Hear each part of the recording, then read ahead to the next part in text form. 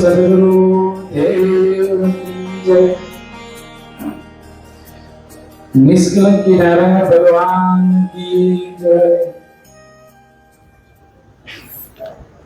જેની બે ત્રણ દિવસથી આપણે મેસેજ આપણી વચ્ચે આવતા હતા અને જેની આપણે રાહ જોતા હતા, તેવા આજે સત્સંગના કાર્યક્રમમાં વિષય છે આપણો ચાલો સત્પંથી અને ઈશ્વરને સમજવાનો પ્રયત્ન કરીએ। ખૂબ સરસ મજાનો કહેવાય કે આપણો સત્પંથ ધર્મ, એ સત્પંથ ધર્મના નૈતિક મૂલ્યોને સમજવા માટે ઘણીવાર આપણું જ્ઞાન એમ કહેવાય કે ક્યાંક પૂર્ણ ઉતરતું હોય તો એ જ્ઞાનને આપણે પૂર્ણ કરવા માટે આપણી વચ્ચે આપણી જ સમાજના સભ્ય અને આપણે સૌ જેમને જાણીએ છીએ અને વારંવાર આપણે પ્રસંગોમાં જેમને ભાણીએ પણ છીએ, પણ આજે આપણે એમને વધુ માણવાના છે તેવા નરેશભાઈ સાહેબ ટૂંકમાં જ હવે આપણી વચ્ચે સત્સંગ શરૂ કરવા જઈ રહ્યા છીએ। તો સૌને મારા જય ગુરુદેવ। અને આપણે વધારે સમય ન વ્યતીત કરતા નરેશભાઈ સાહેબને હવે આપણે માણીશું। જે વિષય આપણે સત્પંથના કહેવાય કે ચિંતન મનનનો વિષય છે, એ વિષય ઉપર વાત કરવાના છે, તો એ વાત ઉપર તેઓ અત્યારે આપણી વચ્ચે સત્સંગ શરૂ કરશે।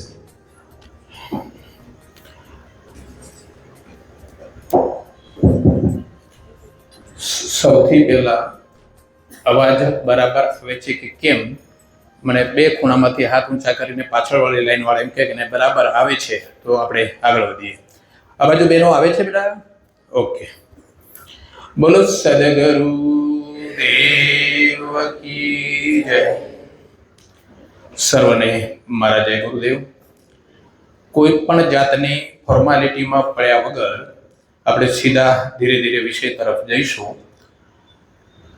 લગભગ 8 ને 7-8 મિનિટ કે 10 મિનિટ સુધીનો સમય થયો છે। આપણે 8 વાગે ચાલુ કરવું હતું, પણ અમને મનથી એવું હતું કદાચ 8:15 થાય ને કદાચ 8:30 થાય, પણ જે કઈ પ્રકારે આપણી સમાજની ઓળખ છે ને સમય બાબતમાં આપણો સમાજ જે કઈ પ્રકારે ચુસ્ત છે અને એના અનુભવો આપણે વારંવાર આવા પ્રસંગોમાં, આવા સત્સંગોમાં અને પૂજાના કાર્યક્રમ દરમિયાન પણ જોયા છે કે જેટલા વાગે કહેવામાં આવ્યું હોય એટલા વાગે આપણે લગભગ બધા હાજર થતા હોઈએ છીએ। અને આજે પણ એ જ પ્રકારે તમે જે ઉપસ્થિત થયા છો, તમારો આ ભાઈ કે જેને તમે લાડલા સાહેબ તરીકે ઓળખો છો, આજે તમારો આ ભાઈ તમને નતમસ્તક વંદન કરે છે કે એક હાકલમાં, જેને આવો સત્સંગનો લાંબો કોઈ અનુભવ પણ નથી, ક્યારેક તો ડર લાગે કે ગાડી હાલતે હાલતે ક્યાંક અટકી તો નહીં જાય। મને એક દાખલો યાદ આવે। મારો એક મિત્ર મારી સાથે ભણતો હતો। મેં બીએસસી ને એમએસસી તરફ હું આગળ વધ્યો ને એને ડીએચએમએસ કર્યું। ડીએચએમએસ થઈ ગયા પછી એના પપ્પા પણ ડૉક્ટર હતા ને એના કાકા એ ડૉક્ટર હતા। એટલે શરૂઆતમાં જ્યારે ક્લિનિક કરવું હોય તો થોડુંક શીખેલું હોય તો સારું રહે। પપ્પા ઓછા ફાવે, કદાચ ક્યાંક વઢે તો, કાકા વઢે નહીં, એટલે બિચારા કાકાને પસંદ કર્યા કે થોડું ઘણું શીખવું હોય તો આપણે કાકા પાસે જઈએ। કાકા પાસે ગયો, 2-3 દિવસ કાકાએ બાજુની ખુરશી બેસાડ્યો કે ભાઈ જોતો રહે કે કેવી રીતે પેશન્ટને પૂછાય, કેવી રીતે એની ટ્રીટમેન્ટ કરાય, કેવી રીતે એની દવા કરાય। 2-3 દિવસ થયા, કાકાએ કીધું કામ કરે। કાકા આવ્યા છે, તેને મારે સુડામ જાય એ પૂછા કર, તપાસ કર। બિચારો તપાસ કરવા ગયો, ઉમા જઈને પૂછ્યું કાકા શું થાય? કાકો કે ઝાડા થઈ ગયા છે। એટલે ભાઈએ પૂછવા ચાલુ કર્યું, કાકા આજે ઝાડા થયા હતા? એટલે કાકો કે હા થયા હતા। કાકા કાલે ઝાડા થયા હતા? તો કે હા થયા હતા। કાકા પમદાડે ઝાડા થયા હતા? તો કે હા થયા હતા। એના પમદાડે ઝાડા થયા હતા? કાકો કે હા થયા હતા। પેલા ભાઈની પીન ચોટી ગઈ, આગળ કઈ પૂછ્યું જ નહીં। એટલે ઓલા સાહેબ એના કાકા ઉભા થઈને આવ્યા અને પછી આગળનું બધું ચાલુ કર્યું અને પછી દવાથી એમ ક્યાંક મારી એ પીન ના ચોટી જાય, જો ચોટી જાય તો મદદ કરજો, કારણ કે અહીંયા બેસવું સહેલું નથી, અનુભવ જોઈએ। આજે યોગાનો યોગ જ્યારે આપણે નક્કી કર્યું ત્યારે તો આપણને ખબર નથી કે આજે વિશ્વકર્મા જયંતિ છે। વિશ્વકર્મા ભગવાન એટલે કે જેને કૃષ્ણ ભગવાનની દ્વારિકા નગરી જેને બનાવી હતી અને એની ડિઝાઇન જેને બનાવીને આખું જે દ્વારિકા નગરી આપણી જે બેટ દ્વારકામાં અત્યારે અંદર છે એ તૈયાર જેને કરી હતી, એ વિશ્વકર્મા ભગવાનની આજે જયંતિ છે અને એના કારણે આજે આપણે રજાનો અવકાશ પણ છે અને આપણી અનુકૂળતા પણ છે. એ આ અમે જ્યારે ત્યારે તારીખ નક્કી કરી ત્યારે નહોતું વિચાર્યું. સાથે સાથે આપણા બધાના સૌના પ્રિય, એમાં આપણે જો ગુજરાતી હોય તો ગુજરાતી તરીકે તો આપણને વિશેષ ભાવ હોય, આપણે એનો ગૌરવ લેવાનું મન થાય. ને હવે તો જગત આખું જેના નામથી ગૌરવ લે છે અને જે કઈ પ્રકારે મહામાનવ કામ કરી રહ્યો છે, આપણે બધા જ પરમ કૃપાળુ પરમાત્માને પ્રાર્થના કરીએ કે હે પ્રભુ, એ જે જીવને હું વાત કરું છું કે જેનો આજે બર્થડે છે, જન્મદિવસ છે, એને તું પ્રભુ 110 વર્ષનો કરજે. કારણ કે અમારે એના પાસે 100 વર્ષ તો કામના લેવા છે ને પછી કામ પછી એ 10 વર્ષ એને જોવા છે. એવા નરેન્દ્રભાઈ મોદી સાહેબ જે કઈ પ્રકારે શાસન કરી રહ્યા છે, હજુ 10-15 વર્ષ શાસન કરે. જે કંઈ અધૂરા કામ છે, આપણને લાગે છે કે આ કામ હજુ આ દેશમાં થવા જોઈએ, એના થકી સનાતન આપણો ધર્મ છે એ ઉજળો થવો જોઈએ. એ જે પહેલા એક લેવલ સુધી હતો એ લેવલ સુધી પાછો પહોંચે, એના માટે હજુ ભગવાન એને 10-15 વર્ષનું શાસન આપે, શક્તિ આપે, આયુષ્ય આપે. એવા આપણે 1 મિનિટ માટે અને આજનો આપણો આ કાર્યક્રમ સફળ થાય એના માટે 1 મિનિટ માટે આપણે આપણા ઈષ્ટદેવનું ધ્યાન કરીને પછી આપણે આમાં આગળ વધીશું. હરિયો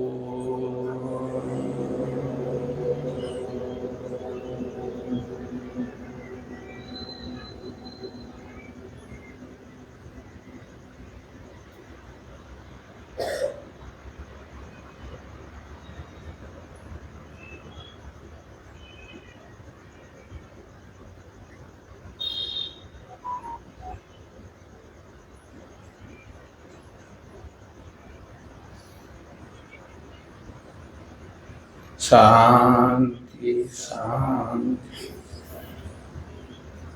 હવે આપણે વિષય પર જતા પહેલા તમે બધા ભોજન કરીને આવ્યા છો.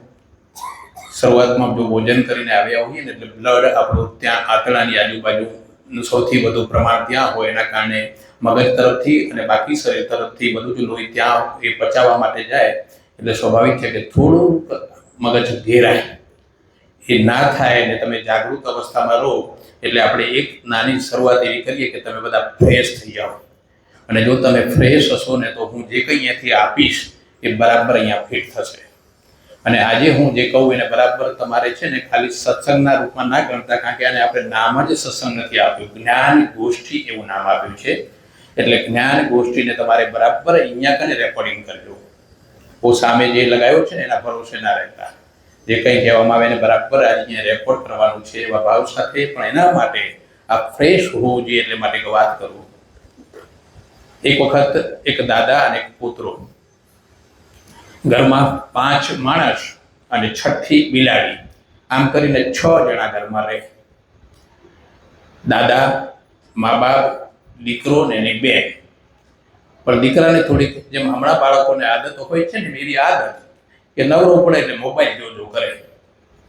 એટલે દાદા આમ જોયા કરે, પણ આજકાલના છોકરાને બહુ કહેવાય નહીં. પણ એક વખત ઘણા સમયથી જોતો હશે એટલે દાદો કંટાળે એટલે કે બેટા તું કામ કર, કાં તો મોબાઈલ મૂકીને સૂઈ જા, ને નહીં તો આવ મારા જોડે વાત કર, બાકી તું મોબાઈલ મૂક. થોડો દાદાએ અવાજ બદલી કીધું એટલે છોકરાએ પછી પેલું હોવાનું પસંદ ના કર્યું, પણ ચાલુ કે દાદા જોડે થોડીક વાર વાત કરી. એટલે મોબાઈલ મૂકીને દાદા જોડે આવ્યા. પછી દાદાને કે દાદા એક પ્રશ્ન પૂછું? તો દાદા કે પૂછ, કારણ કે અમે વાતો કરવાનું કીધું, કાં તો સુઈ જાય કાં તો આવ મારી જોડે વાતો કરે. એટલે દાદા કે પૂછ. કે દાદા આપણે ઘરમાં 6 જણા કેટલા દિવસ રહેશું? દાદા હું જાણા બરાબર, કારણ કે ઘરમાં 6 જણા હતા, દાદા, મમ્મી, પપ્પા ને 2 બેન અને બિલાડી 6ઠી. એટલે દાદા કે જો કે 7 ક્યારે થશું, મતલબ આપણે 6 કેટલા દિવસ રહીશું, 7 કદી થશું? એટલે દાદા કંઈક કામ કરતા પપ્પાને કહીએ કૂતરો લઈ આવે એટલે આપણે 7 થઈ જાય, ઘરમાં પાળેલો કૂતરો લઈ આવે.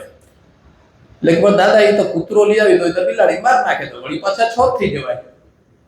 દાદો કે વાળી વાત સાચી. તો કે નહીં તારા લગ્ન થશે ને તેથી આપણે 7 થશું. તો વળી પાછો કૂતરો કે દાદા એ તો લગ્ન કરશું તે 7 થશું, તો પછી બેન પીણી જતી રહેશે પાછી એટલે વળી 6 થઈ જશું. એટલે દાદો કે વાત એ સાચી. આને પરણાવશો તો ભાઈ પણ બે હરખા એટલે બેના ભેગા લગ્ન કરી દો, એક આવે ને એક જતું રહે તો પાછા છોરા છો. એટલે દાદો કે તારા ઘરે આવું આવશે ને તેથી આપણે હાથ થઈ જશું.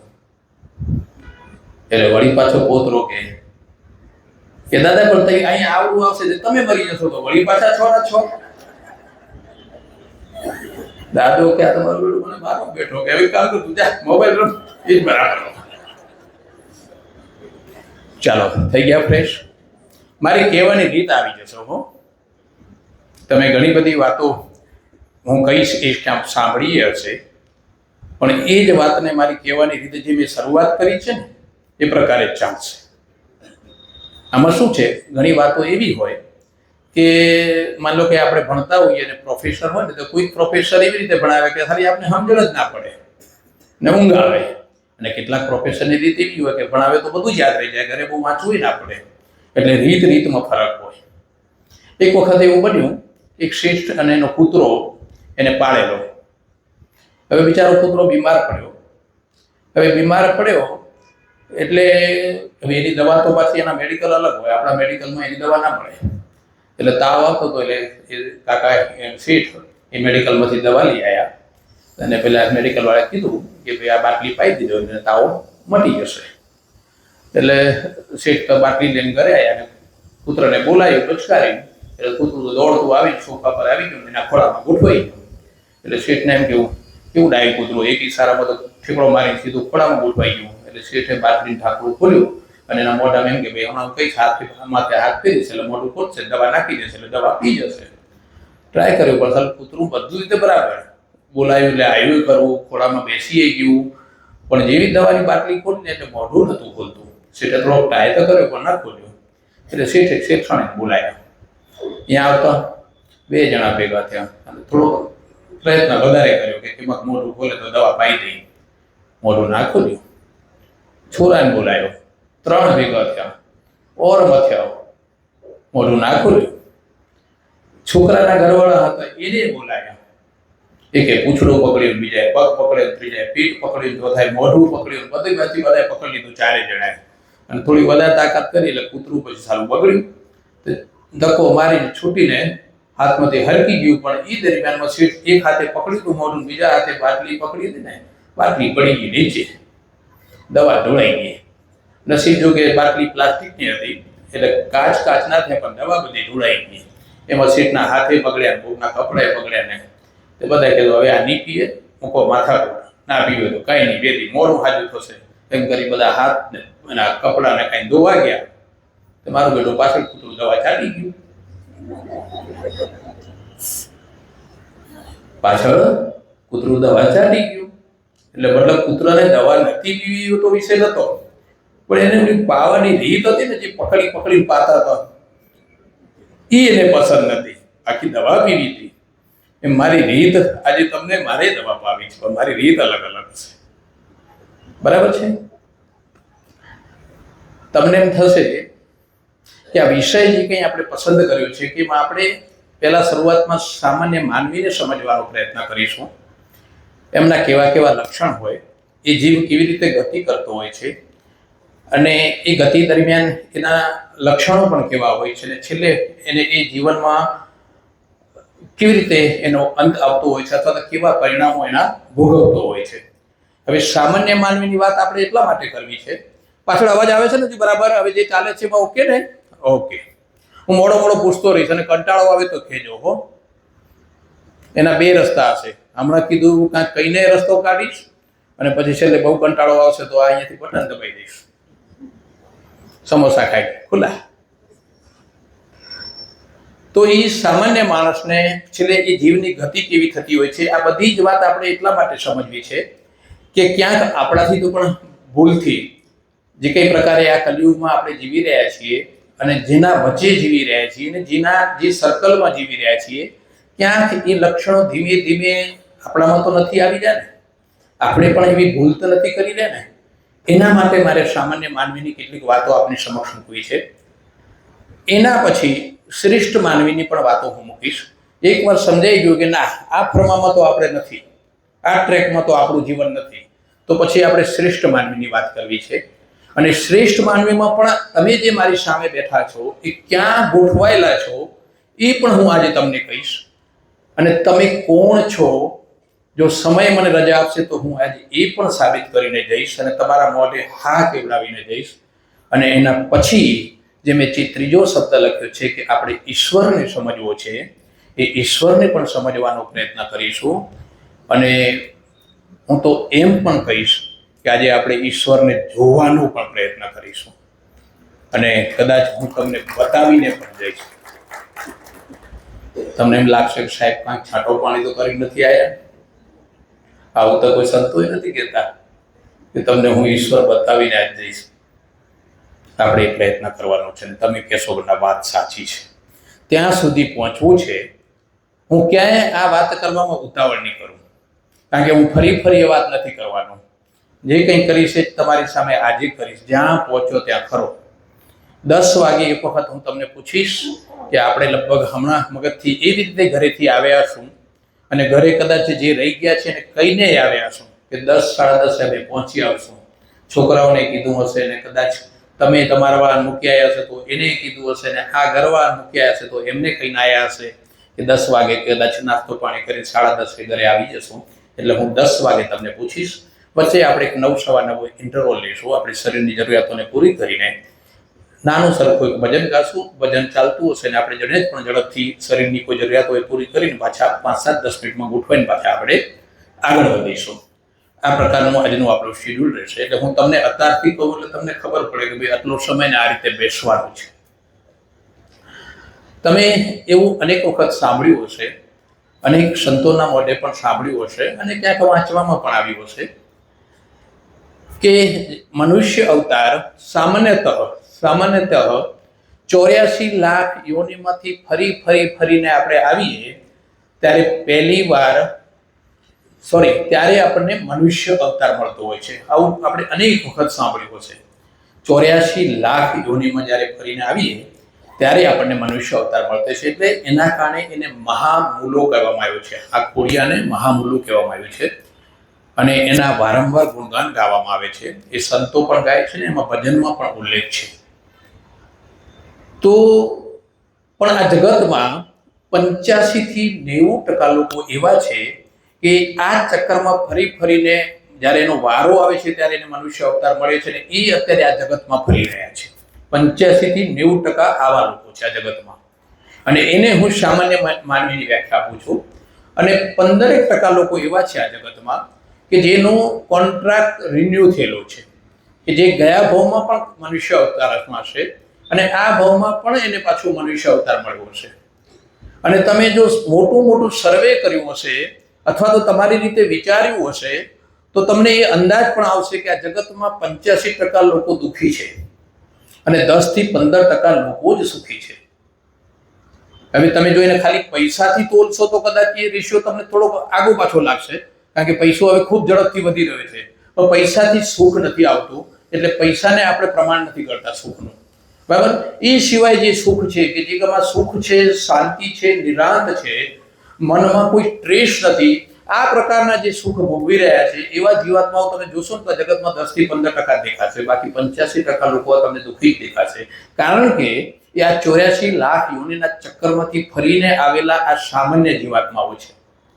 અને એવું કહેવાય છે કે એ જીવાત્માઓ એ આ જગતમાં જેટલી માઓ છે ને એ બધી માઓને માં કરીને આવેલા જીવાત્માઓ છે. કૂતરી હોય, બિલાડી હોય, ગાય હોય, ભેંસ હોય, આવી જેટલી ગણો, બરાબર, એ બધી જ માઓમાંથી એ નીકળીને એ જીવાત્મા પાછળનો નંબર લાગે ત્યારે એ મનુષ્ય બનતો હોય છે. એટલે એને કોઈએ વર્ણનમાં એવું વર્ણન કર્યું છે કે કદાચ એને જે 84 લાખ યોનિમાં ફરતા એટલું બધું ધાવણ ધાવી ગયો છે કે કદાચ એ ધાવણને જો ભેગું કરવામાં આવે તો એક તળાવ ભરાય, એટલું એ જીવાત્મા ધાવણ દાવીને પછી મનુષ્ય અવતારમાં આવે છે. અને બીજી રીતે એવું વર્ણન કર્યું છે કે જો એના હાડકા અને ચામડાનો જે 83,99,999 યોનિમાં જે ફર્યો છે એ બધા યોનિના જો હાડકા અને ચામડા ભેગા કરવામાં આવે ને તો એક ડુંગરો થાય ને એટલા એને હાડકા અને ચામડા ધારણ કર્યા છે, ત્યારે એને મનુષ્ય અવતાર મળ્યો છે. આ એમને નથી મળ્યું. પણ હવે એ જીવાત્મા એ સામાન્યતઃ મનુષ્ય અવતારમાં પેલી બધી યોનિ તો સજાની યોનિ છે, ભોગની યોનિ છે. આ એક જ યોનિ એવી છે કે જે યોગની યોનિ છે ને છૂટવાની યોનિ છે. પણ હવે પેલા ચક્કરમાં જે ફરીને આવતો હોય એ સામાન્ય મનુષ્ય જ્યારે મનુષ્ય બને ને ત્યારે પણ એને આ બધું ના સૂજે. આ ભક્તિ ભાવ, આ નામ સ્મરણ, આ સત્સંગો, આ ધ્યાન, યોગ, આ બધું એ જીવાત્માઓને સૂચતું નથી. તમે જોશો તો અત્યારે 80-85% લોકોને આ બધી વસ્તુથી કાંઈ જ લાગતું વળગતું નથી. અને એમાં બને શું એ ખબર કેમ પડે કે આ સામાન્ય જીવ છે? કારણ કે જે કંઈ 83,99,999 જે જીવાત્માઓ છે એમાં કેટલા જીવાત્માઓ એવા છે કે જે 1 સેકન્ડમાં જન્મે છે અને મરી જાય છે. એનું આયુષ્ય 1 સેકન્ડ હોય છે. એવા કેટલાય કે જેમાં વાયરસને આતે બધા આવી જાય. કેટલાક જીવાત્મા એવા છે કે 1 મિનિટ માટે જન્મે છે અને મરે છે, કેટલાક કલાક માટે જન્મે છે અને મરે છે, કેટલાક દિવસ માટે જન્મે છે અને મરે છે, કેટલાક અઠવાડિયા માટે, કેટલાક 15 દિવસ માટે. આવા અસંખ્ય જીવાત્માઓના આટલા જ આયુષ્ય હોય છે. ત્યારે તો 84 લાખ પૂરા થાય તો બધા જો મોટું આયુષ્ય ભોગવે તો ક્યારે પૂરું થાય? પણ એમાં કેટલાક જીવાત્માઓ એવા છે કે જે 15-20 વર્ષના આયુષ્ય ભોગવે છે, કે જેમાં આપણે કૂતરા, બિલાડા, ગધેડા, ઊંટ, ગાય, ભેંસ, આ બધા આ પ્રકારના જીવાત્માઓ જે છે એ 15-20 વર્ષનું આયુષ્ય ભોગવે છે. મનુષ્ય છે એ 100 વર્ષનું આયુષ્ય ભોગવે. વચ્ચે કંઈક આપણું થઈ જાય એ વાત અલગ છે, પણ અલ્ટિમેટલી આપણું મનુષ્યનો આયુષ્ય 100 વર્ષ કહેવામાં આવ્યું છે. કેટલાક એવા જીવાત્માઓ છે કે જેનું મનુષ્ય જેટલું કે એનાથી પણ વધુ આયુષ્ય છે. પણ આજે આપણે એની વાત નથી કરતા, કારણ કે એ રેર ઓફ ધ રેર છે કે જેના આયુષ્ય 150, 200, 250 વર્ષ છે. એવા પણ જીવાત્માઓ છે પૃથ્વી ઉપર, પણ આપણે એની વાત નથી કરતા. પણ અલ્ટિમેટલી સૌથી વધુ એ માની લઈએ કે મોટા ભાગના જીવાત્મામાં મનુષ્યનું આયુષ્ય સૌથી સારું છે. તો જે પણ હવે જે 1 સેકન્ડથી કરીને 1 મિનિટથી કરીને મેં કીધું અઠવાડિયા 15 દિવસમાં જે જીવાત્માઓ મરી જાય છે, હવે એની તો સ્મૃતિ બહુ રહે નહીં. પણ જે આ જીવાત્મા જ્યારે જે પેલી 15 વર્ષ 20 વર્ષની જે યોનિઓ છે કે જે એટલું આયુષ્ય ભોગવે છે, એવી જે યોનિઓ છે, આ કે કૂતરા, બલડાથી કરીને મેં કીધું, એ ગધેડાથી કરીને, ઊંટથી કરીને, એમાં જે એટલા વર્ષ રહે છે ને, એટલે એના સબકોન્શિયસ માઇન્ડમાં એમની સ્મૃતિ રહી જાય. કારણ કે 15-20 વર્ષ એ ખોડિયું ભોગવ્યું છે અને એના આધારે એ જીવ્યો છે, તો મનુષ્ય બને ને તો એ પેલી સ્મૃતિ રહી જાય પેલા ખોડિયાની, કે જેના 15-20 વર્ષ જે ખોડિયા મર્યો છે. અને એના કારણે બને શું ખબર છે?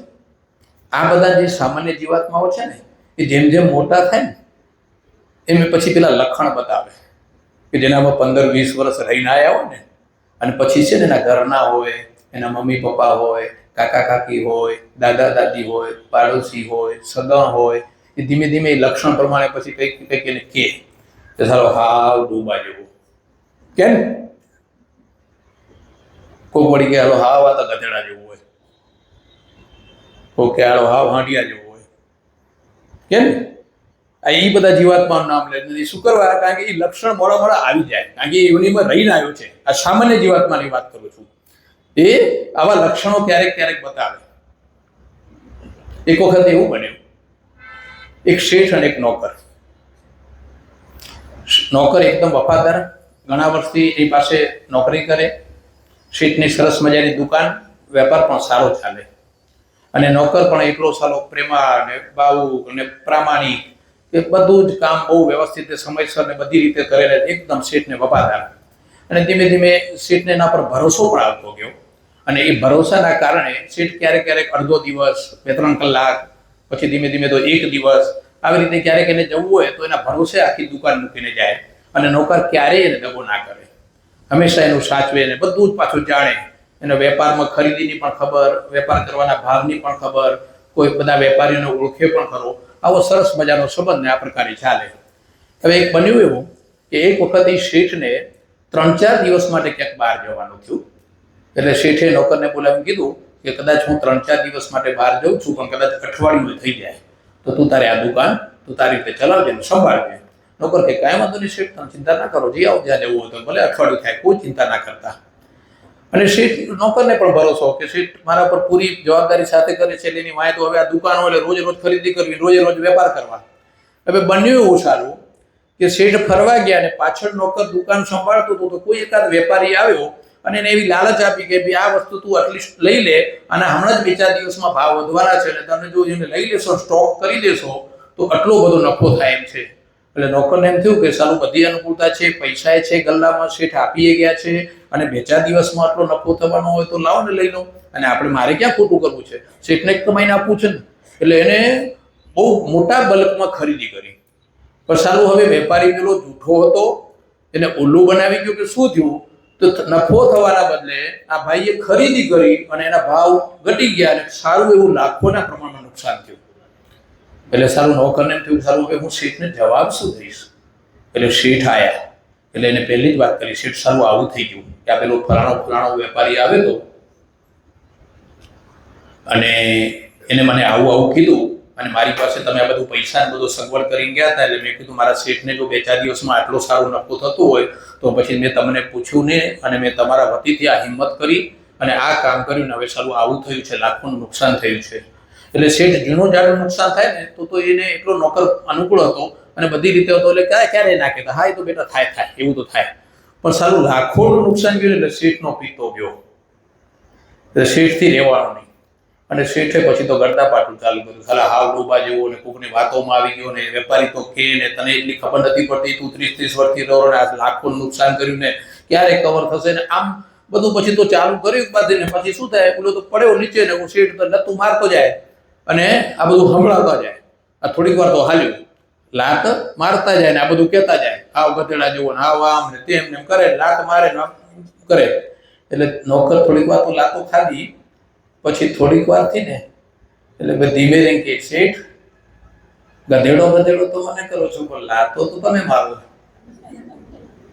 ગધેડો મને કર્યા કરો છો પણ લાતો તો તમે મારો છો, ગધેડો કોણ? આવ્યું લક્ષણ, કારણ કે યોનિમાંથી રહીને આવ્યા હોય ને એટલે આવા લક્ષણ દેખાય. એટલે આવા સામાન્ય માણસો એનામાં આ બધા લક્ષણો, આ સ્મૃતિ સબકોન્શિયસ માઇન્ડમાં નાના મગજમાં રહી જતી હોય છે ને એ મોડા એ લક્ષણો એ દેખાતા હોય છે. અને આવા જીવાત્માઓ એ ઈશ્વરમાં તમે જોજો લગભગ માનતા નહીં હોય. એ ઈશ્વર, આ ભગવાન, આ બધી તો કે સાહેબ આઉટ ઓફ ડેટ વાતો છે. આ મંદિર જાઓ તો શું ફરક પડે, ના જાઓ તો શું ફરક પડે, તમને શું મળી ગયું, તમને શું ફાયદો થઈ ગયો, તમને શું ભગવાન મળી ગયા, આ સાહેબની ફિલોસોફી સાથે આ જીવાત્માઓ જીવતા હોય છે. અને બહુ તો માને તો કેટલું માને કે ભગવાન તો મંદિરમાં હોય, બારે ક્યાંય ભગવાન હોય નહીં. એટલે કદાચ જાય ને તો જવા ખાતર કાં તો ક્યાંક અટકી પડે, કાં તો કોઈક તકલીફમાં મુકાય, એટલે નાની મોટી પ્રસાદી કે લાલચ લઈને અડધો કલાક મંદિરમાં જઈ આવે. અને કદાચ થોડોક જીવ સારો હોય તો રોજ કદાચ 5-10-15 મિનિટ જી આવે, પણ પછી બારે આવ્યા પછી તો પાછા હતા એવા ને એવા. આ જીવાત્મા, હું જે સામાન્ય જીવાત્માની વાત કરું. એકવાર એવું બન્યું કે એક શેઠ, બહુ મોટો શેઠ, મર્સિડીઝ ગાડી, એની ગાડી ડ્રાઈવર, એ ડ્રાઈવરને લઈને મંદિરમાં આવ્યા. શેઠ બીડી પીતા પિસ્તોલ પીતા આવ્યા અને એ જ મંદિર કને હું ઊભો હતો. શેઠ આયા, ગાડી આવી, શેઠ ઉતર્યા, ઠીક મંદિર સુધી ગાડી લઈ આવ્યા. ઉતર્યા ત્યારે પિસ્તોલ ચાલુ હતી. જેવા ઉતર્યા એટલે પેલી એને ગાડીના ટાયરમાં અડાડીને પિસ્તોલને ખોલવી. મંદિરમાં ગયા, 5-10-15 મિનિટ 20 મિનિટ રોકાયા. પેલા ડ્રાઈવરને કીધું હતું કે મને 15-20 મિનિટ લાગશે ને પાછો તું ગાડી લઈને અહીંયા આવી જજે, હમણાં અહીંયાથી લઈ જા અને હું જેવો આવું એટલે તું ગાડી લઈને આવજે અને વળી પાછું જવાનું છે. એટલે 15-20 મિનિટ અંદર ગયા, પાછા બારે આવ્યા, ડ્રાઈવરને ફોન કર્યો, એ ગાડી લઈને આવે ને ત્યાં પાછી ફરી પિસ્તોલ સળગાવી. આ ચિત્ર હું જોઈ ગયો. એટલે મેં કીધું શેઠ, તમે આવ્યા ત્યારે પિસ્તોલ હજી અધૂરી હતી, તમે ઉતર્યા ત્યારે હજી પીવાય એવી હતી, તમે ઓલાવી કેમ નાખી?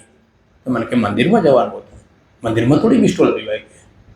કીધું બરાબર. પછી કીધું અંદર પ્રાર્થના કરીને આવીને પાછી પેલી પિસ્તોલ જ સળગાવી.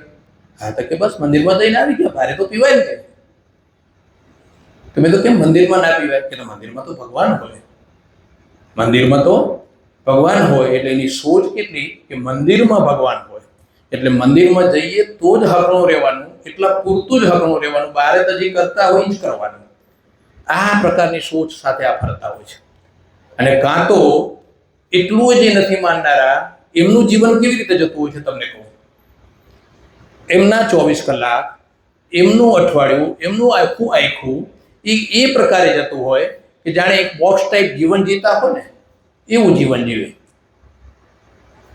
આખી રાત બેડ નામના બોક્સમાં સૂતા હોય, સવાર પડે એટલે બેડ નામના બોક્સમાંથી ઉઠે, બાથરૂમ નામના બોક્સમાં ગળી જાય.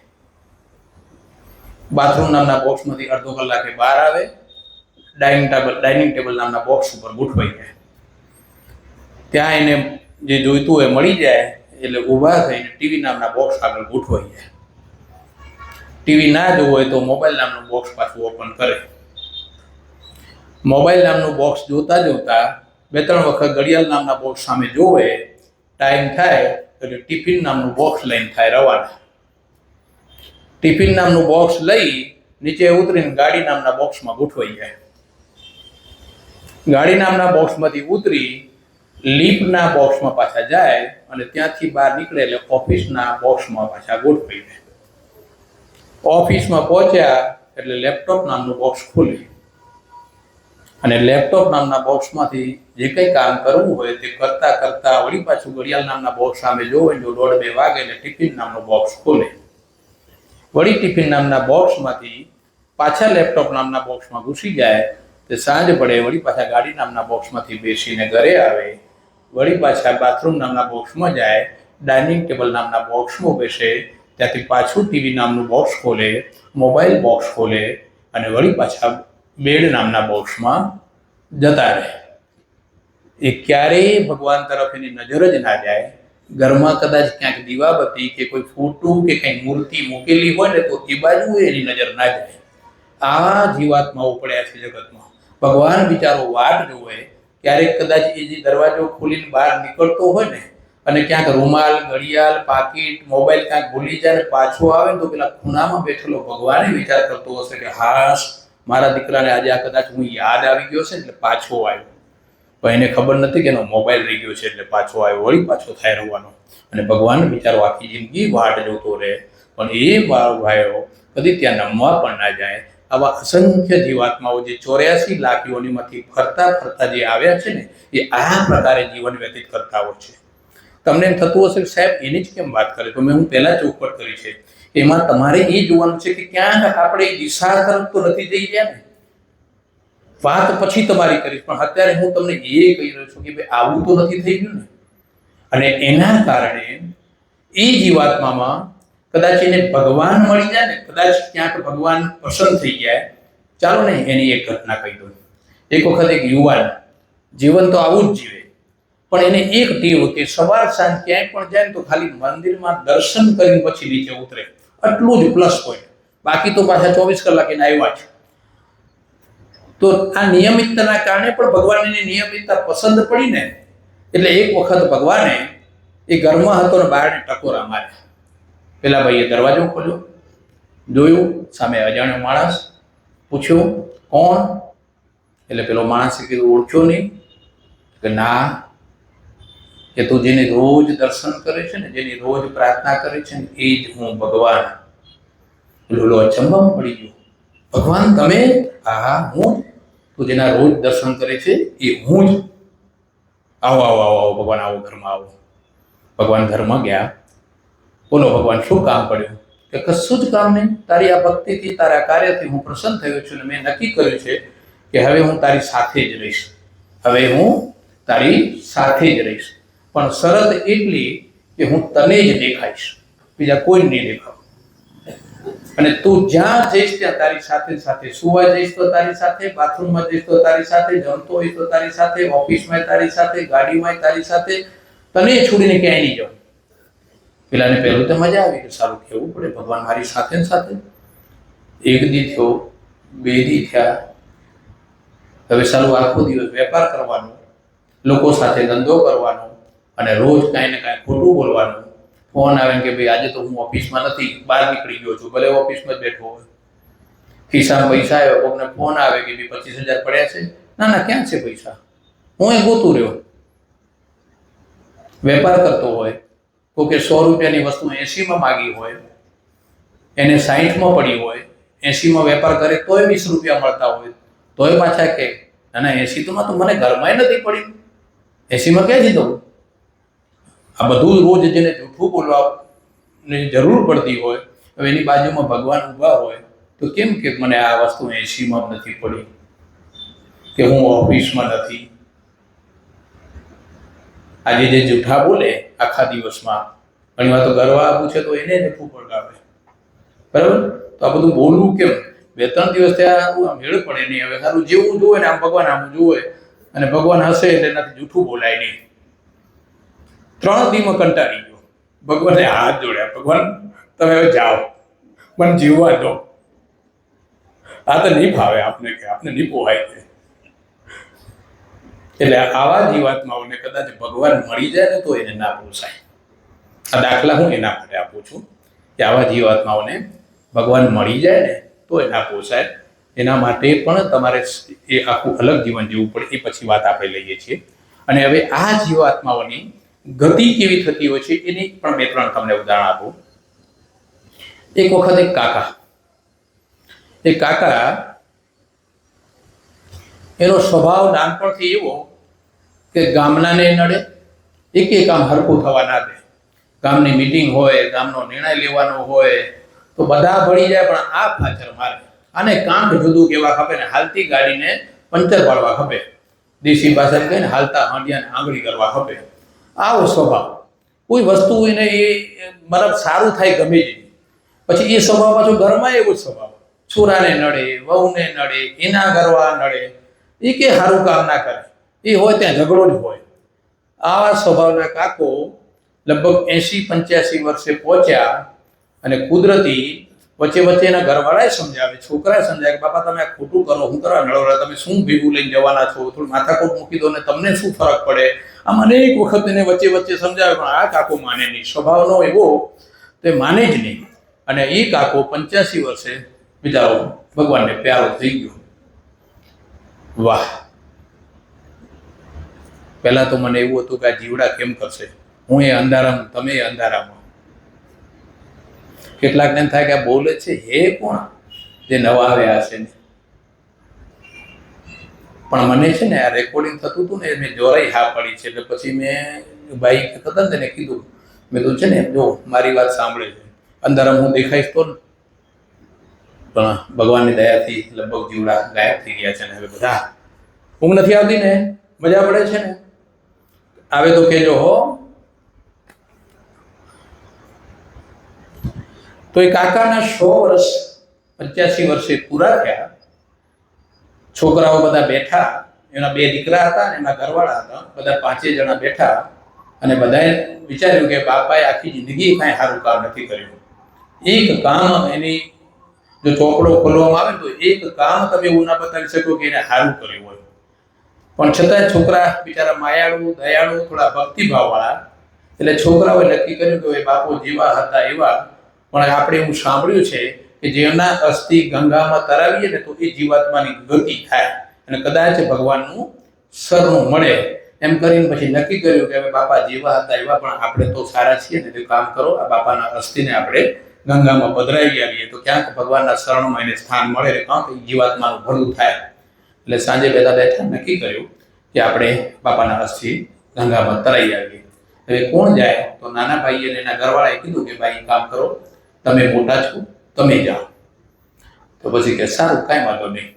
એટલે કે હવે 2 દિવસમાં હું નીકળું એમ કરી અને એની થેલી બેલી બધી તૈયાર કરી, એમાં કપડાં કાઢ્યા અને આ અસ્થિનો લોટો અંદર મૂક્યો. અને બીજે દિવસ નક્કી થયું કાલે એ જશે. પણ એના ઘરવાળા બિચારા માયાળુ, એટલે રસ્તો થોડો લાંબો હતો, એટલે પુલ્યાને મગજમાં એવું કે રસ્તામાં કંઈક ખાઈ લઈશ. એટલે એને કાંઈ રસ્તાના ભોજનનું કંઈ ડિમાન્ડ ના કરીને વિચાર્યું નહીં. પણ ઘરવાળા બિચારા ભલા હતા, એટલે એમ થયું કે આવે જાય તો છે, પણ તો રસ્તામાં કંઈક ખાવા તો જોઈશે ને, પાણી જોઈશે. એટલે એને એક થેલીમાં પાછું પાણી અને એનું જમવાનું મૂક્યું. આવી 2 થેલી તૈયાર કરી. પણ હવે જ્યારે જવાનો ટાઈમ થયો એટલે એના ઘરવાળાને કીધું નહીં કે તમારું ટિફિન અને પાણી પણ મેં તૈયાર કર્યું છે અને તમારે લઈ જવાનું છે, કહેવાનું રહી ગયું.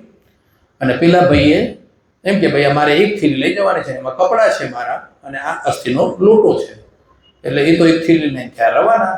સવારે સાંજ પડે તો ક્યાંય પહોંચી ગયા. પછી પેલા ઘરે આવ્યા ખેતરના કામે, પછી તો આ ગયા એટલે વાય નીકળી ગયા છે. સાંજે ઘરે આવ્યા ને સાલી 1 થેલી જોઈ ગયા કે હાલી આ થેલી તો લઈ જવાની હતી ને, પેલા નાસ્તાની ને પાણીવાળી એ તો ઘરે મૂકી ગયા. તો કે વાંધો નહીં, હવે ખાઈ લેશે રસ્તામાં કામ. પણ સારી થેલી ખોલી તો થેલી ખાવાવાળી ને પાણીવાળી તો ઘી પર પેલા લોટાવાળી ઘરે રહી ગઈ. એટલે લોટા અસ્થિવાળી ને કપડાવાળી થેલી ઘરે રહી ગઈ, નાસ્તાવાળી ઘી ભીગી. હવે ઓલામાં જઈને ખોલી દે, ખબર પડે કે સારી થેલી તો બદલી ગઈ.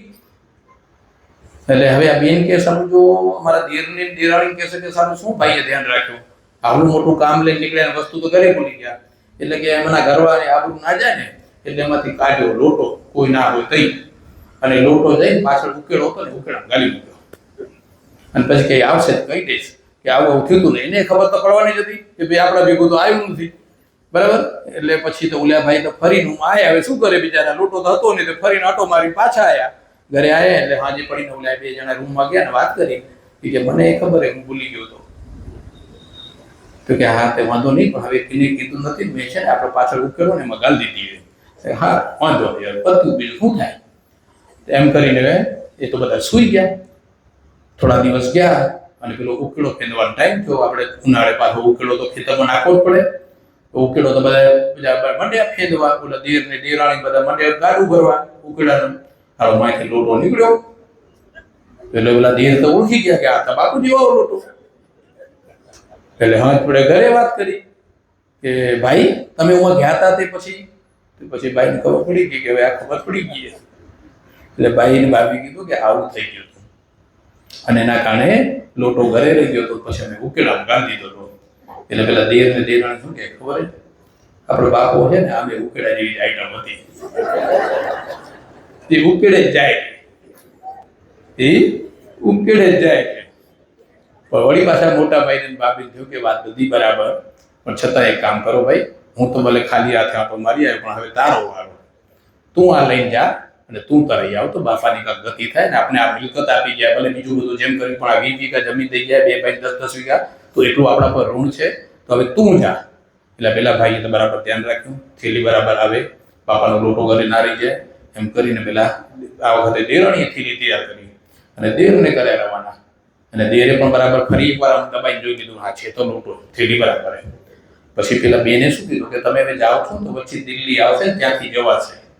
તો ત્યાં કે મારી નાની બેન રહેલી, સામે આપણે જતા નથી, તો તમે કામ કરજો દિલ્હી જજો, ત્યાં એક રાત રોકાજો ને પછી ગંગા નદીએ જજો, ત્યાં પછી આ અસ્થિ તરાઈ આવજો. પેલાને એમ લાગ્યું ના ના ઈ બાને હાડુભાઈના ઘરે જવાય. એટલે એને હાવાળી બાઈ ત્યાંથી ગયા ઉમાં, રાતે ઉમાં પહોંચ્યા.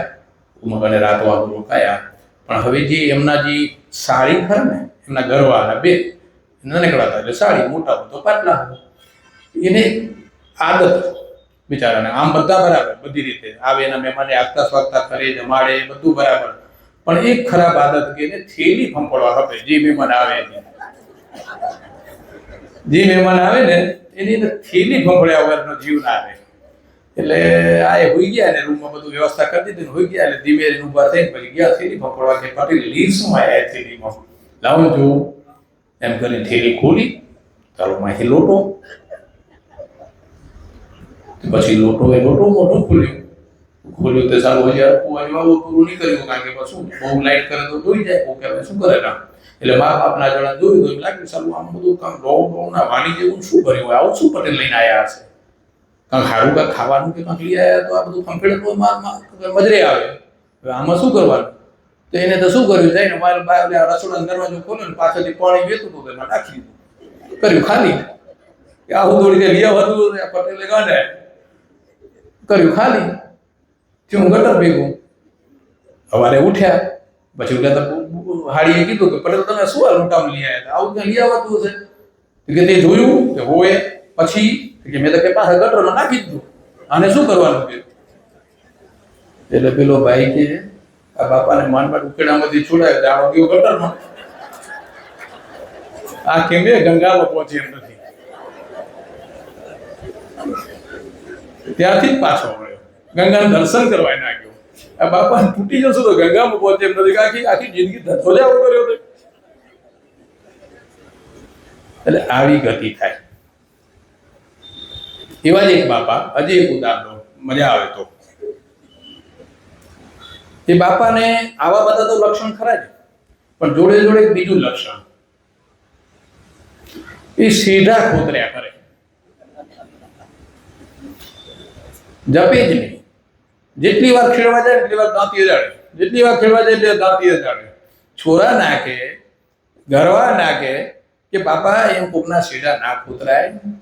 એ સીધા ખોતરે જેમ દાંત ખોતરે પેટ ના ભરાય એમ સીધા કૂતરે કઈ પાકી ના જાય, જે પાકશે એ જમીનમાં પાકશે, અંદર પાકશે, કઈ સીધે થોડું પાકશે. પણ ડોહાને કટે ને જાય જ નહીં, એટલે એને હરુભરું દબાવવા ખપે. એમ કરતા કરતા આખી જિંદગી આવું જીવન જીવ્યું ને એ ડોહો એના ઓવર થઈ ગયા. હવે બને એવું કે એ ઓવર થયા પછી એકાદ વર્ષ થયું હશે અને આ માં એના ઘરથી એ ખેતરમાં આંટો મારવા નીકળ્યા. ખેતરમાં આંટો મારવા નીકળ્યા અને હાથ જોઈ ગયા. હવે જેવો હાથ જોયો ને એટલે સારું ને મગજમાં ક્લિક થયું, ખબર નહીં કેમ. એને એમ થયું કે 100% અમારવાળા છે, 100% અમારવાળા છે. કારણ કે રસ સીધામાં તો એટલે ઈ જ ફરતા હશે, આ ચોકી કરવા આયા લાગેલા. અને કુદરતી પાછું શું છે કે ઘરે ભેગું જ હતું, ખેતર ને ઘર. એટલે એની બે વહુ હતી બિચારી. એ વહુને પછી એકદમ બૂમ પાડી, એ જમના ને જે કઈ હતું નામ એ એમ કરી જોરથી બૂમ પાડી, અહીંયા આવો અહીંયા આવો એમ.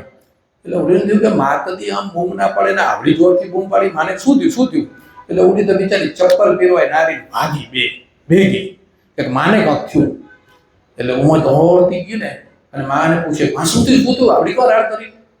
એટલે માં કે એક કામ કરો, એ છોડ્યું પેલા માથે ઉડો કે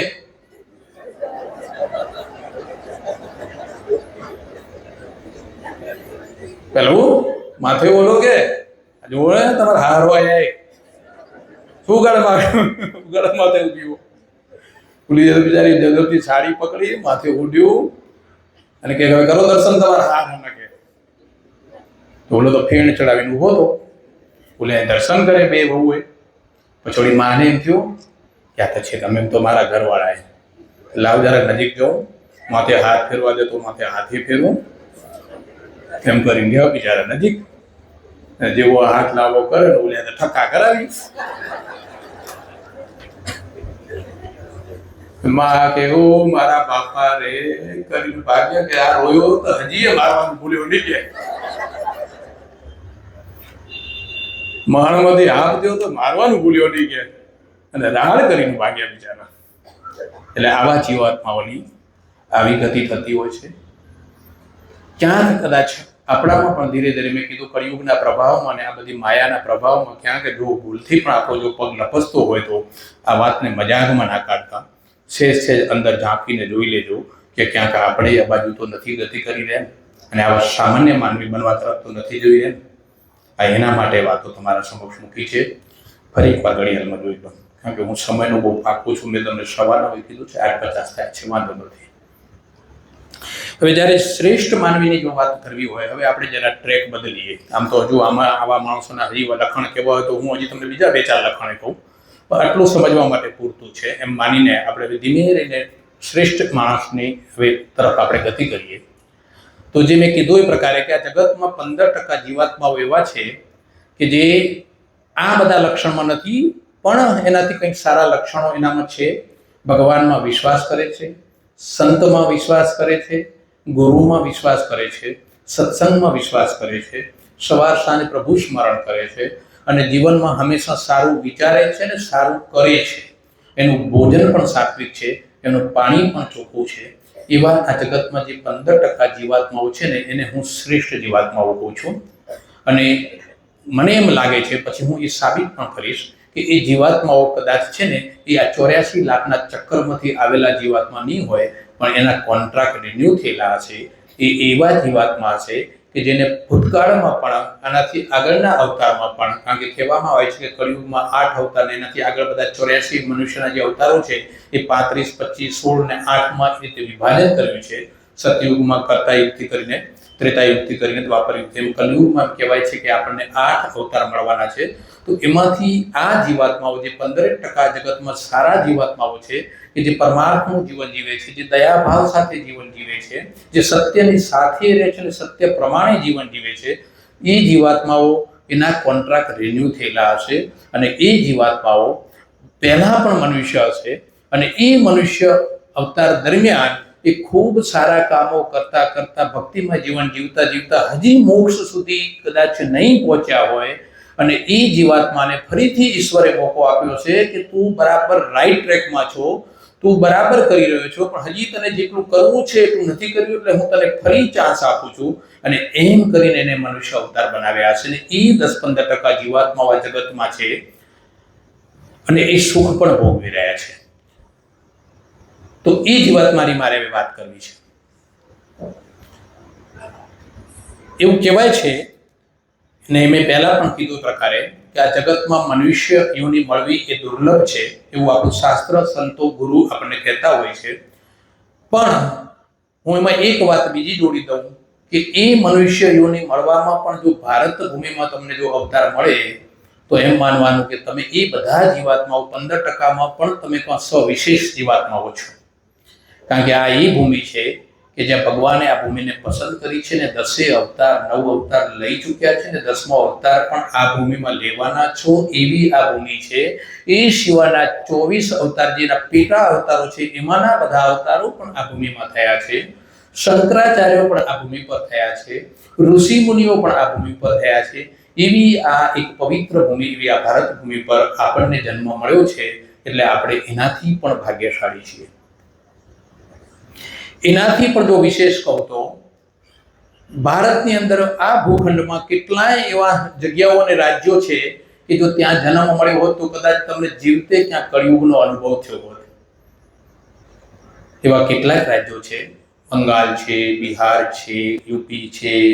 ભલે આજે યોગી મહારાજથી ઘણો બધો સુધારો છે, પણ મૂળ એ જ પ્રકારના રાજ્યો નીચે તમે જતા રહો, ઓરિસ્સાથી કરીને, તો એ બધા રાજ્યો એવા છે કે ત્યાં કદાચ તમે જીવ મોત દેખાય, તમે સાંજે નીકળી ના શકો. એમાં તમારા ભાઈનું તો કેટલું જોખમ, તમે સાંજ પડે ક્યાં બહાર ના જઈ શકો, બરાબર છે. ભાઈઓ બધા દેખાડો ના કરી શકે, પૈસા હોય તો ગાડી ના ફરાવી શકે, પૈસા હોય તો બંગલો ના બનાવી શકે. એ પ્રકારની એ ભૂમિઓ છે. ત્યાં ક્યારેક એનું ખૂન થઈ જાય, ક્યારેક કાંઈ શું તકલીફમાં મુકાય, કાંઈ નક્કી નહીં. તો એમાં આપણને ગુજરાતમાં જે જન્મ મળ્યો છે ને, આપણે કિસ્મતવાળા છીએ. આખા ભારતમાં કોઈ સૌથી શ્રેષ્ઠ ભૂમિ હોય ને, એ ગુજરાત છે. ને એટલે જ ગુજરાતે ગાંધીજી આપ્યા છે, ને એ જ ગુજરાતે સરદાર પટેલ આપ્યા છે, ને એ જ ગુજરાતે નરેન્દ્ર મોદી આપ્યો છે, ને એ જ ગુજરાતે અમિત શાહ આપ્યો છે, એ જ ગુજરાતે સૌરાષ્ટ્રમાં અનેક સંતો આપ્યા છે, એ જ ગુજરાતે કચ્છમાં અનેક સંતો આપ્યા છે. એવી આ ભૂમિ છે. એટલે આપણે ગુજરાતમાં જે જન્મ્યા છીએ ને, એ નાનું મોટું આપણું ભાગ્ય નથી. બહુ કોઈ સારું ભાગ્ય હશે એટલે આપણે ગુજરાતમાં જન્મ મળ્યો છે. એ તો બીજા રાજ્યમાં જઈએ ને ત્યારે ખબર પડે, ત્યારે ગુજરાતની વેલ્યુ સમજાય. અને એ જ ગુજરાતમાં જો ક્યાંક દાહોદ, પંચમહાલ બાજુ ક્યાંક જન્મ મળ્યો હોય, તો છોટાઉદેપુર બાજુ, તો એમ કહેવાય કે આપણને જો સૌરાષ્ટ્રની ભૂમિમાં જન્મ મળ્યો હોય કે કચ્છની ભૂમિમાં જો જન્મ મળ્યો હોય, તો આપણે એનાથી એ ભાગ્યશાળી છીએ. ગુજરાતમાં જન્મવાળા જીવાત્માથી પણ આપણે ભાગ્યશાળી છીએ કે આપણને કાં તો સૌરાષ્ટ્રની ભૂમિમાં જન્મ મળે, કાં તો કચ્છની ભૂમિમાં જન્મ મળે. તો આપણને કચ્છની ભૂમિમાં જન્મ મળ્યો છે. એટલે આપણે કોઈ રેન્જી પેન્જી જીવાત્મા નથી, ભાગ્યશાળી જીવાત્મા છે.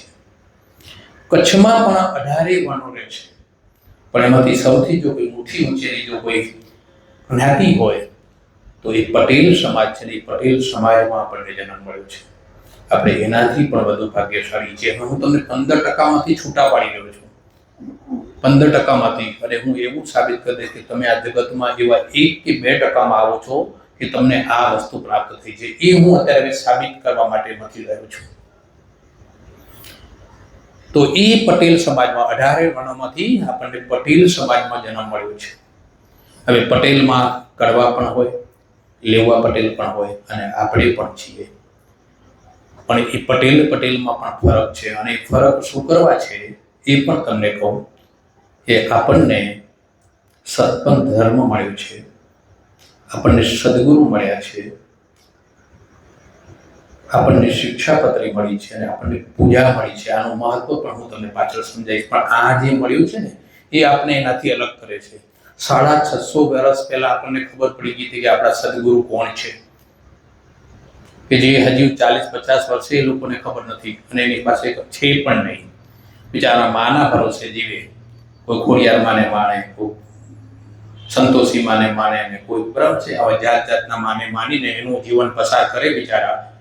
એનો બાપ કોણ છે એ ખબર નહીં, ધર્મ શું છે એ પણ ખબર નહીં, આ ગુરુ સદગુરુ શું છે એ પણ ખબર નહીં. અને એના કારણે આ પટેલમાં એ આપણને 650 વર્ષ પહેલા પ્રાપ્ત થઈ ગયું. આપણને સદગુરુ મળી ગયા, સદગુરુ મળ્યા એટલે આપણને શિક્ષાપત્રી મળી, અને શિક્ષાપત્રી પ્રમાણે આપણા બાપાઓએ એ વખતથી જીવન ચાલુ કર્યું ને, એટલે ઋષિ મુનિ તુલ્ય આપણને આ બાપાઓ મળ્યા, અને આપણે એના વંશજ છીએ ને, આપણે એટલે એનાથી અલગ પડીએ છીએ. એ 650 વર્ષ પહેલા આપણને ખબર પડી ગયું કે આપણે ક્યારે ઉઠવું જોઈએ, ઉઠીને પહેલું શું કરવું જોઈએ, પ્રભુ સ્મરણ કરવા જોઈએ, ખોરાક ચોખ્ખા રાખવા જોઈએ, પાણી આપણા ચોખ્ખા રાખવા જોઈએ, આખો દિવસ ભલે કામ કરીએ તો એ કામ પણ નીતિથી કરવા જોઈએ, સત્યની સાથે આપણે ચાલવું જોઈએ, આપણામાં દયાનો ભાવ હોવો જોઈએ, ક્ષમાનો ભાવ હોવો જોઈએ, સાંજ પડે પાછા પ્રભુના દરબારમાં હાજર થવું જોઈએ. આ બધા જ ગુણો આપણા એ વખતે એ શિક્ષાપત્રીના આધારે આપણા વડીલોમાં વિકસ્યા અને એને બરાબર એના જીવનમાં ઉતાર્યા. એના કારણે એ સંતોના અને એ ઋષિ મુનિના આપણે અત્યારે દીકરાને પુત્રા છીએ ને, એટલે એ પટેલથી પણ આપણે અલગ પડીને આપણે કચ્છી પટેલ એ મુઠ્ઠી ઊંચેલા છીએ. એ કુળમાં આપણે જન્મ મળ્યો છે. કેટલા ભાગ્યશાળી કે આવા કુળમાં કે જે આ સંસ્કારો 650 વર્ષથી જે ધારણ કર્યા છે. તો હવે તો કદાચ તમે વિચારી શકતા હશો કે અને એમાંય પાછો સત્પંથમાં જો જન્મ મળી ગયો તો તમે તો હવે એટલું નક્કી માનજો કે તમે એ આ જગતના જીવાત્માઓ જેટલા છે એમાંના 1-2% તમે આવી રહ્યા છો. એવા આપણે ભાગ્યશાળી છીએ. એને હું બીજી રીતે સાબિત કરી દઉં કે તમને ભગવાનના ન્યાય પર તો ભરોસો ખરો? ભગવાન ક્યારે કોઈના સાથે અન્યાય ના કરે. આજથી કેટલા વર્ષો પહેલા આપણા દાદા પરદાદાની વાત કરીએ તો, અને એમાંય હું ખાલી કચ્છમાંથી આવ્યા પછીની વાત કરું, કચ્છની વાત નથી કરતો કારણ કે હું એટલો નાનો છું કે ત્યાંની મને બહુ ખબર નથી, પણ કચ્છમાંથી જ્યારે અહીંયા આપણા વડીલો આવ્યા, સાવ પહેર્યા કપડે આવ્યા, કપડાનું પોટલું બાંધીને આવ્યા, જે હતું કાચું પાકું મકાન ત્યાં મૂકીને આવ્યા, ભાઈના ભરોસે જમીન જે કંઈ થોડી ઘણી કોરિયાટથી જે હતી એ પણ ભાઈના ભરોસે હોપીને આવ્યા કે તમે સંભાળજો, એમ કરી બિચારા પોટલા વાળીને ખાલી કપડાં લઈને અહીંયા આવ્યા.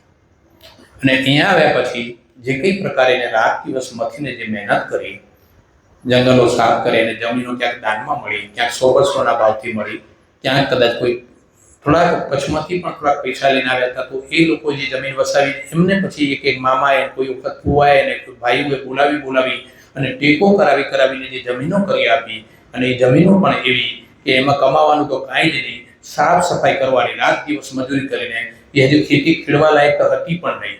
અને એ વખતે એમના શરીર તોડીને ખાલી, અને એનો જરૂરિયાત પણ એટલી હતી કે ખાલી 2 ટાઈમ રોટલો મળી જાય એટલે એનું જીવન ચાલે, બીજીની કોઈ જરૂરિયાત નહીં. એટલે ના પાકે તો પણ એ ટકી ગયા, જીવી ગયા. અને ખૂણો એક બાજુથી સાફ કરતા ગયા ને એમાં મકાઈને આવું બધું વાવતા ગયા, ને આગળની જમીન સાફ કરે ને એમાંથી પાકે, એમાંથી 12 મહિના બિચારા કાઢે, બીજો કોઈ જાતનો ખર્ચો નહીં. આ પ્રકારે મહેનત કરતા પેલા ખેતરો સાફ કર્યા, પછી દીકરા પ્રમાણે ધીમે ધીમે આખું નવું ટાર્ગેટ બનાવ્યું, અને પછી બિચારા એક દીકરાને અડધું હાથેડું, કોઈ બાપો એક હાથેડું, એ પ્રકારે જમીનો કરતા અને એ કામ કરતા પાછા ભક્તિને તો ભૂલવાનું નહીં. આખો દિવસ કામ કરવાનું, સવાર સાંજ પ્રભુ સ્મરણ, કામ કરતા પ્રભુ સ્મરણ. આ પ્રકારે એને જીવનમાં કોઈ જાતનું સુખ ના મળ્યું. સવારથી મહેનત ચાલુ કરે તો રાત્રે અંધારે દેખાય ત્યાં સુધી કામ કરે, હજુ ક્યાંક 10 મિનિટ કામ થઈ જાય તો એ પણ ના છોડે. અને એમ કરતા કદાચ પૂનમની રાત કે પૂનમથી આગળના 2 દિવસ કે પાછળના દિવસ જો રાત્રે દેખાતું હોય તો પાછા ખાટલામાંથી ઊભા થઈને પાછું કામ કરે. આવી મહેનતો કરીને શરીર તોડીને થીગડાવાળા લુગડા પહેર્યા, તૂટેલા જોડા પહેર્યા, ક્યાંક ભૂખ્યા રહ્યા, ક્યાંક અડધું ખાધું, છોકરાને ખવડાવીને પોતે ભૂખા રહ્યા. આવું કરતા એનો આખો અવતાર, એનો આખો આયુષ પૂરું થઈ ગયું. પણ આવું કરતા ક્યાંય ન તો સત્ય છોડ્યું, ન નીતિ છોડી, ન દયા છોડી. અને એ કરવામાં 4-5 વસ્તુ પાછી એવી પકડી રાખી કે ગામમાં કૂતરા હોય એને ખબર કે આ આપણા ભરોસે છે, એટલે ખાતામાં એનું બચકું પાછું કાઢે. વધનું હોય તો ને કાં તો પોતાના ખોરાકમાંથી થોડું બાકી મૂકી દે, અને એ બચકું રોટલો લઈને બિચારા જાય, કાં તો ખીચડી બાકી રાખે એમાં છાશ નાખીને ચાળીમાં દેવા જાય. કીડીને કીડિયારો બોલે, એ જે કંઈ મુઠ્ઠી દાણા પાક્યા હોય એમાંથી પાછા ચકલાના દાણા કાઢે, રોજ મુઠ્ઠી ભરીને ચકલાના દાણા દેખે કે આ જીવાત્માનો કોણ કરતું હશે. એમ કરીને બિચારા રોજ ઉઠીને પતરા ઉપર ને બાજુ ખુલ્લી જગ્યા પર દાણા નાખે, અને પાછો એક ડબ્બો ભરેલો રાખે, અને કોક માંગણ આવે તો એને પાછો એમાંથી વાટકો ભરીને આપે. આની પાછળ લોજિક છે. આજે જે 4 છે ને, 4 પ્રકારના દાનો એ વખતે કાંઈ નહોતું તો ત્યારથી ચાલુ કર્યા હતા. અને પછી થોડું થોડું થયું એટલે કોકને પછી પૈસો 2 પૈસા બિચારા નિયાણી આવે તો આપે, બીજા ત્રીજાને આપે, પછી થોડોક બધા પૈસા વધ્યા હોય તો એમાંથી કાંક બિચારાને કોકને મદદ કરે ને સામેથી ફોન કરે.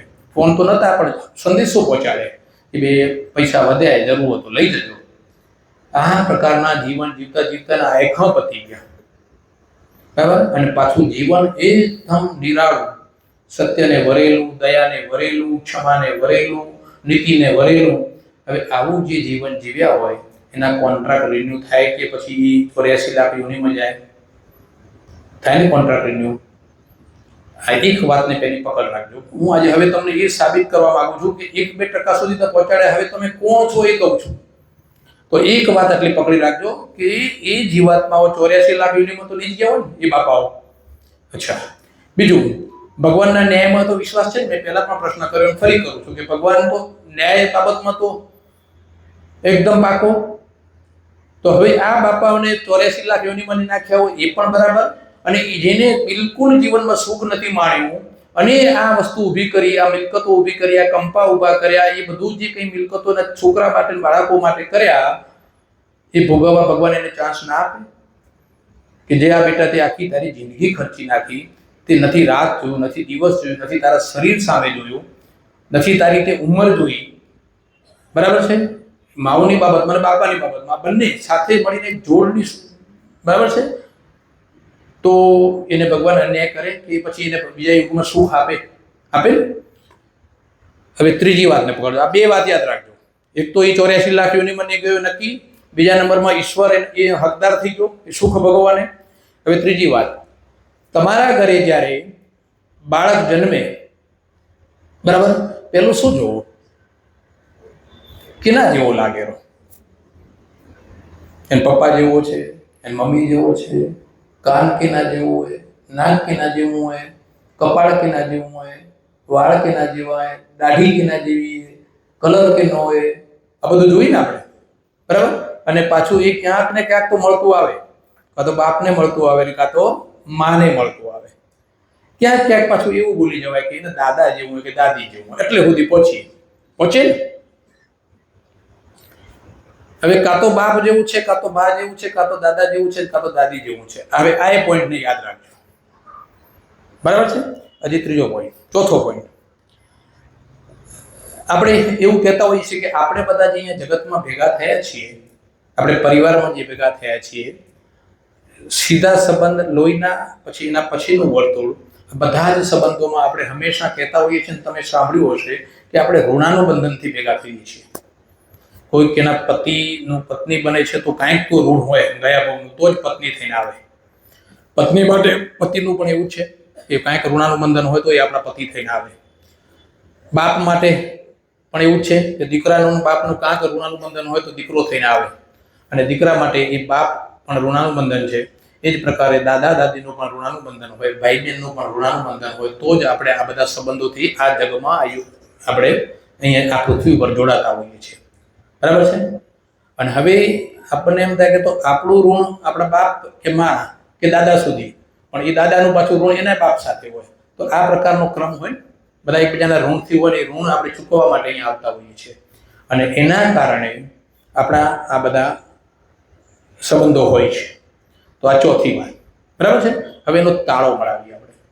એક તો સારો ચહેરો મળે છે, બરાબર. બીજું, ભગવાને એને શરીર તોડ્યા છે તો એને સુખ માણવાનો હક થાય છે. ત્રીજું, આપણું શાસ્ત્ર એમ કહે છે કે 1 ગણું દાન 1.25 લાખ ગણું પુણ્ય. એમને એ વખતે 1 ગણું દાન કર્યું છે. શું કર્યું છે? પક્ષીને ચણ આપ્યું છે, કૂતરાને રોટલો આપ્યો છે, કીડીને કિરિયાળું પૂર્યું છે, ગરીબને દાણા આપ્યા છે, અને ક્યાંક નિયાણા સિંહાને મદદ કરી છે. એ વખત કંઈ લાખો રૂપિયા નતા કે પછી 50,000 ની પાવતી પાડી નાખી બાપા, પણ આ જે થતું હતું તે કર્યું છે, બરાબર છે? તો એનું કાંઈક તો પુણ્ય જમા થાય. તો શાસ્ત્ર કહે છે 1 ગણું દાન 1.25 લાખ ગણું પુણ્ય. આ બાજુ ચહેરો મળે છે, આ બાજુ ભગવાન એને સુખ આપે છે, બરાબર છે? તો એનો મતલબ એવો થયો કે એ જ દાદા પરદાદા એ આપણે તો નથી.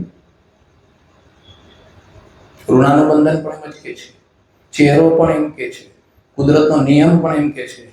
તો આ માની લેજો કે તમે એ જ દાદા પરદાદા છો કે કે જેને આ કામ પહેલા કર્યા છે ને એટલે આપણે આ સુખ માણી રહ્યા છીએ. આપણે કોઈ રેજી મેજી જીવાતમાં નથી. એવું તો ના બને કે હું 84 યોનિમાં અને પછી મેં પેલા 2-4 ઉદાહરણ દીધા એવા જીવાતમાં કે જે સાલા ઉકેડામાં ને જે ગટરની આઈટમ હશે એ તો આની માલિક ના થઈ જાય ને. એવો તો કુદરત અન્યાય નથી ને કે સીધો એને 30-40-50 વીઘાનો માલિક બનાવી દે કે ભાઈ અહીંયા કને 5 કરોડની મિલકતનો તમારા ઘરે સીધો દીકરો જન્મે ને એ યોનિનો માણસ હોય ને સીધો આપણો અહીંયા માલિક થઈ જાય. ભગવાન એવું કરે ક્યારે? એવા કર્મ કર્યા હોય એને આ તક આપે. તો આ તક કેને મળે? કે જે મર્સિડીઝમાં કે ઓડીમાં ઘરે બેસીને આવે સીધો હોસ્પિટલમાંથી અને જેવો જન્મે એવો 50 વીઘાનો માલિક, જેવો જન્મે એવો 5 કરોડનો માલિક. આ સુખ ક્યાંથી મળે? તો એ સુખના લાયક કોણ હતું? એ આપણા બાપા પરદાદા દાદા. બરાબર. અને ભગવાને એનો બદલો 2 પ્રકારે આપ્યો કે એને સત્યની સાથે જે મહેનત કરી એનો બદલો છે ને, એને જે તે વખતે જે એની પાસે હતું એમાંથી એને દાન કર્યું એનો આ બદલો છે. અને એ શાસ્ત્ર પણ એનો પુરાવો આપે છે કે 1 ગણું દાન 1.25 લાખ ગણું પુણ્ય. અહીંયા સાબિત થાય છે કે 30-40-50 વર્ષ પહેલા કે 100 વર્ષ પહેલા જે મુઠ્ઠી દાણા આપ્યા હતા, ચકલાને ચણ આપ્યું હતું, આજે લાખો કરોડો કરીને ઈશ્વરે આપને આપ્યું છે અને આજે આપણને એના માલિક બનાવ્યા છે. ક્યારેક ક્યારેક શંકા થાય ભગવાન આવડું સુખ રાતોરાત ક્યાં આપે? પણ એ આગળનું છે. તો એનો મતલબ આપણે એ જ જીવાત્માઓ છીએ. પણ આ જગતમાં આવ્યા પછી, માના ઉદરમાંથી બહાર નીકળ્યા પછી આપણે એ ભૂલી ગયા છીએ. ત્યાં સુધી તો ઈશ્વરે તમારા સ્મરણમાં રાખ્યું હતું, પણ જેવા તમે બહાર આવ્યા એટલે ભગવાને ભૂલાવી દીધું. અને અહીંયા આવ્યા પછી તો આપણે એમ થાય કે આ બધા છે એવા જ આપણે છીએ. આ આપણી મૂળ ઓળખ આપણે ભૂલી ગયા છીએ ને એટલે આપણામાં આ બધા દૂષણો આવે છે ને આ બધા વર્તન આવી જાય છે, આ ખરાબી આવે છે. પણ જો આ સ્મરણ તમે આજીવન રાખો કે આપણે આ છીએ, તો પછી તમારું જીવન જુઓ. તમને ક્યારેય ખોટું કરવાનું મન નહીં થાય, ક્યારેય અસત્યને પકડવાનું મન નહીં થાય, ક્યારેય તમે નીતિ નહીં ચૂકો, ક્યારેય તમને એટલો પૈસો વાલો નહીં લાગે કે ભાઈ તમારે કોઈનું પડાવી લેવું. પણ જો આ ઓળખને બરાબર મગજમાં રાખશો તો કે આપણે એ જીવાત્માઓ છીએ કે જે આપણા બાપાઓ છે ને એનો જ કોન્ટ્રાક્ટ રિન્યુ થયો છે ને આપણે એ જ છીએ. ફરી એકવાર ઘડિયાળમાં જોઈ લો. મજા આવે છે એટલું તો બરાબર છે. 9 ને 10 15 થાય છે. થોડીક વાર માટે નાનો સરખો ઇન્ટરવ્યુ લઈએ, એક ભજન ગાઈએ. જેમને પણ નાની મોટી ઈચ્છા હોય, આપણા શરીરની જરૂરિયાત હોય પૂરી કરીને પાછા 5-7 મિનિટમાં આપણે ચાલુ કરીએ. હું પણ જરા પાણી પીને ફ્રેશ થઈ. ઓકે, આપો માઇક.